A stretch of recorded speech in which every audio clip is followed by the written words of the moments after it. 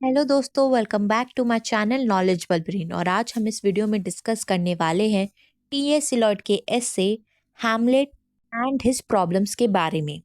दोस्तों, मैंने already T.S.. Elliot के लाइफ और वर्क के ऊपर वीडियो डाली है और साथ ही साथ ट्रेडिशन एंड इंडिविजुअल टैलेंट जो उनका दूसरा एसे है उस पर भी वीडियो बनाई है। आप जाके मेरे चैनल पर देख सकते हैं। और अगर ब्रिटिश लिटरेचर में पोएट्री और ड्रामा की और भी वीडियो देखनी है तो मैंने काफ़ी सारी वीडियोस अपने चैनल पे अपलोड की है।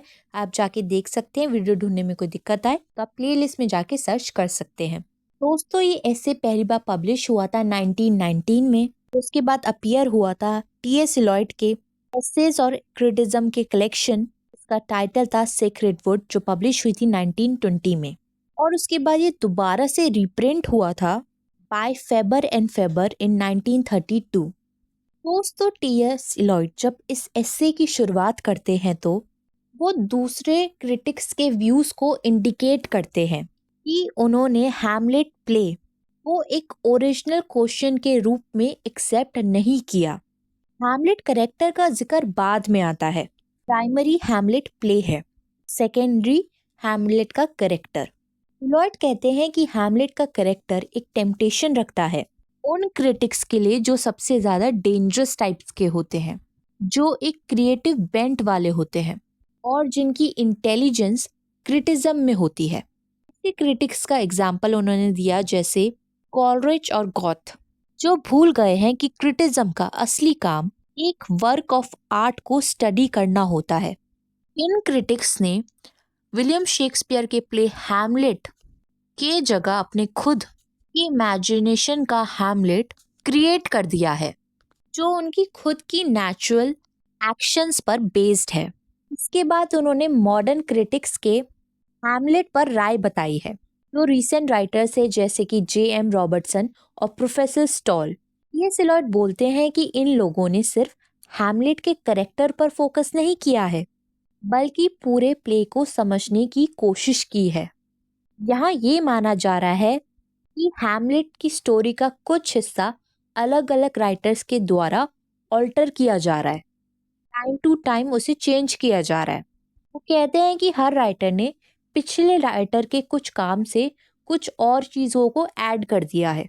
शेक्सपियर ने भी अपने नए स्टाइल में मटेरियल को ऐड किया है, जिसकी वजह से जो प्ले है वो कुछ अनपॉलिश मटेरियल सुपरपोज्ड हो गया है। आगे वो बात करते हैं फर्स्ट हैंड इंफॉर्मेशन की। वो कहते हैं ये पॉसिबल है कि विलियम शेक्सपियर का प्ले हैमलेट किसी पुराने प्ले जो थॉमस काइड ने लिखा था उससे कुछ हद तक प्रभावित हो। वो कहते हैं कि थॉमस काइड का प्ले आज अवेलेबल हो या ना हो, एग्जिस्ट करता हो या ना हो, लेकिन उसके होने का अंदाजा 3 क्लू से लगाया जा सकता है, 3 सुराग से लगाया जा सकता है। पहला क्लू काइड की स्पेनिश ट्रेजेडी से मिलता है। दूसरा क्लू बेलफ्रॉस्ट की कहानी से मिलता है और थर्ड क्लू जर्मनी में की गई परफॉर्मेंस से मिलता है। ये तीनों क्लू से ये साबित होता है कि कोई पुराने प्ले का मेन मोटिव रिवेंज था और एक्शंस और डिलेट सिर्फ इस वजह से थे क्योंकि जो राजा था वो बहुत ही अच्छे से गार्डेड था। राजा के पास काफी ज्यादा सुरक्षा थी। आगे टी.एस. इलियट बात करते हैं partial alternation of Thomas Kyd's play. वो कहते हैं शेक्सपियर का प्ले एक रिस्पेक्टेड प्ले है क्योंकि उसने थॉमस काइड के प्ले का जो ओरिजिनल प्ले था का पूरा स्ट्रक्चर नहीं बदला। जो भी बदलाव किए गए वो कुछ हद तक ही किए गए थे। इस वजह से प्ले में कोई सिमिलैरिटीज नहीं है। ये क्लियर है कि शेक्सपियर ने काइड के प्ले का बेस बनाया था, लेकिन उनके इंटेंशन और थॉमस काइड के लिखने के तरीके में हार्मोनाइज नहीं होता, इसलिए पुराने प्ले का जो मटेरियल है वो स्टबन लगता है। आगे वो बात करते हैं कि शेक्सपियर का प्ले एक आर्टिस्टिक फेलियर था। आर्टिस्टिक तौर पर शेक्सपियर का प्ले सक्सेसफुल नहीं था क्योंकि इसमें बहुत सारी बेकार, अननेसेसरी और मिसमैच इवेंट्स थे। अगर प्ले में अननेसेसरी एलिमेंट्स को हटा दिया जाता है तो ये प्ले बेहतर बन सकता है। पोएट्री का स्ट्रक्चर भी बेहतर नहीं लगता उसमें भी एक तरह का इम्परफेक्शन और इमेच्योरिटी दिखाई दे रही है। प्ले के अंदर मेच्योरिटी और इमेच्योरिटी की लाइंस इजीली कॉन्ट्रास्ट में दिखाई गई है। ये कहना मुश्किल नहीं है कि शेक्सपियर की क्राफ्टमैनशिप और थॉट प्रोसेस कंसिस्टेंट नहीं था। आगे एलॉयड ये कहते हैं कि विलियम शेक्सपियर का प्ले हैमलेट दूसरे प्ले के कंपैरिजन में कम आर्टिस्टिक सक्सेस रखता है। अब आगे टीएस एलॉयड बताते हैं क्या क्या रीजन रहे हैं कि हैमलेट एक आर्टिस्टिक फेलियर बन गया। टीएस एलॉयड का मानना है कि ये प्ले का ओरिजिन अनमैनेजेबल और इररिलेवेंट फॉर्म से बना हुआ था। आगे वो रॉबर्टसन के व्यू से अग्री करते हुए बोलते हैं, प्ले का सबसे इम्पोर्टेंट इमोशन बेटे का अपनी माँ के प्रति फील किया गया इमोशन है। शेक्सपियर के हैमलेट में वो अपनी माँ के पाप, माँ के सिन का पर्पस उतनी इफेक्टिवली से नहीं दिखाया गया है जितना ऑथेलो का सस्पिशियस और एंथोनी का लव पैशन, कोरियोलानस का एरोगेंस विलियम शेक्सपियर ने बाकी अपने प्लेस में दिखाया है। कहते हैं अगर शेक्सपियर ने इस सब्जेक्ट को और अनफोल्ड किया होता तो हो सकता है ये प्ले शायद और बेहतर बन जाता और इसका रिजल्ट शायद अच्छा होता। हैमलेट की सबसे बड़ी कमी विलियम शेक्सपियर का एक ऑब्जेक्टिव कोरिलेटिव ढूंढने में असफल रहना है। ऑब्जेक्टिव कोरिलेटिव का मतलब होता है किसी ओपिनियंस या इमोशन से इन्फ्लुएंस्ड ना होना। वो कहते हैं राइटर्स को ऐसे मटेरियल को प्रेजेंट करना चाहिए वो इमोशन और इफेक्ट को एग्जैक्टली उसी तरीके से दिखाए जैसे राइटर चाहता है, इसी तरीके से वो कन्वे करे। जो फीलिंग इवॉल्व होती है उसमें इनएविटेबिलिटी होनी चाहिए, मतलब एक स्पेसिफिक सिचुएशन में वही फीलिंग होनी चाहिए जो नेचुरली एक्सपेक्टेड हो। ये उन्होंने लेडी मैकबेथ का एग्जाम्पल दिया है। लेडी मैकबेथ का द स्लीप वॉकिंग सीन को उन्होंने बताया है।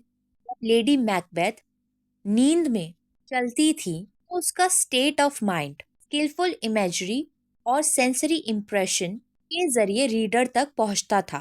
जो इमोशन मैकबेथ फील करती थी वही रीडर भी फील करता था। ऐसे ही जब मैकबेथ अपनी वाइफ के बारे में सुनता है, उसकी डेथ के बारे में सुनता है, उसका रिस्पॉन्स एक इनविटेबिलिटी को दिखाता है, मतलब एक नेचुरल फीलिंग्स को दिखाता है जो एक्सपेक्टेड होती है। लेकिन हैमलेट का केस अलग है। उसे मेंटल इलनेस और एंजाइटी की प्रॉब्लम है क्योंकि वो एक ऐसे सेंटिमेंट के बारे में सोचता है जो वर्ड्स में एक्सप्रेस नहीं हो सकता। ये चीज़ एक्चुअल रियलिटी से काफ़ी ज़्यादा अलग लगती है, सुपरफिशियल लगती है, वो प्ले के इवेंट से परफेक्टली मैच नहीं कर पाती। इसके बाद टीएस इलॉयड ने बोला है कि हैमलेट के मैडनेस की, पागलपन की लैक ऑफ एक्सप्लेनेशन है।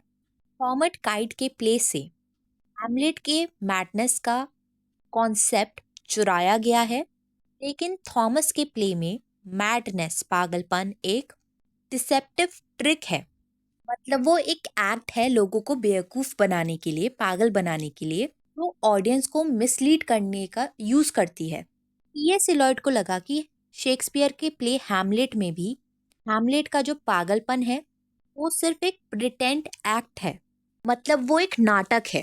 आगे वो कहते हैं कि शेक्सपियर ने हैमलेट के मैडनेस को अच्छे से जस्टिफाई नहीं किया है, इसकी वजह से प्ले वीक हो गया है, प्ले का इम्पैक्ट वीक हो गया है। दोस्तों, टीएस इलॉयड का ये एसे डिस्ट्रक्टिव क्रिटिज्म माना जाता है और एनाइलेटेड जजमेंट लिटरेचर के ऊपर, क्योंकि उनका पर्सपेक्टिव लिटरेचर पर काफ़ी ज़्यादा स्ट्रिक्ट है। ऑब्जेक्टिव कोरिलेटिव का कॉन्सेप्ट इलॉयड की पोएट्री थ्योरी का एक पार्ट है, लेकिन ये पूरी थ्योरी नहीं है। लॉयड ने एडमिट किया है कि जो उनके इनिशियल एसेस थे और स्पेशली ये वाला, उन्हें ये शर्मिंदगी महसूस कराता है क्योंकि इसमें कोई एक्सपीरियंस नहीं है और इसमें एक ओवर कॉन्फिडेंस भी दिखाई देता है। कभी कभी उनका जो कॉन्फिडेंस है इस रिस्पेक्ट के बॉर्डर तक पहुंच जाता है, वो उनकी क्रिटिकल राइटिंग स्टाइल को कंट्रोवर्शियल बना देता है। दोस्तों, इसके अलावा टीएस इलॉयड की जो थ्योरी है ऑब्जेक्टिव कोरिलेटिव, इसको क्रिटिसाइज किया था एलिसियो विवास ने। टीएस इलॉयड थैंक्स बोलते हैं वॉल्टर पैटर को, क्योंकि उसने टीएस का अटेंशन फिक्स नहीं किया था ऑन द प्ले हैमलेट। और जो कॉलरेज है उसने हैमलेट के ऊपर लेक्चर दिया था। दोस्तों, इसके अलावा टीएस इलॉयड कहते हैं कि हैमलेट लिटरेचर का मोनालिसा है। दोस्तों, ये कुछ इंपॉर्टेंट पॉइंट्स थे जो आपसे एग्जाम में पूछे जा सकते हैं। आई होप आपको एस्से की समरी ये पूरी वीडियो समझ में आ गई हो। और वीडियोस देखने के लिए हमारे चैनल को लाइक करें, शेयर करें और सब्सक्राइब करना ना भूलें। साथ ही अगर आपको इंग्लिश लिटरेचर में कोई वीडियो चाहिए तो प्लीज हमें कमेंट सेक्शन में लिख के जरूर बताइएगा। आज के लिए बस इतना ही। Thank you for watching this video.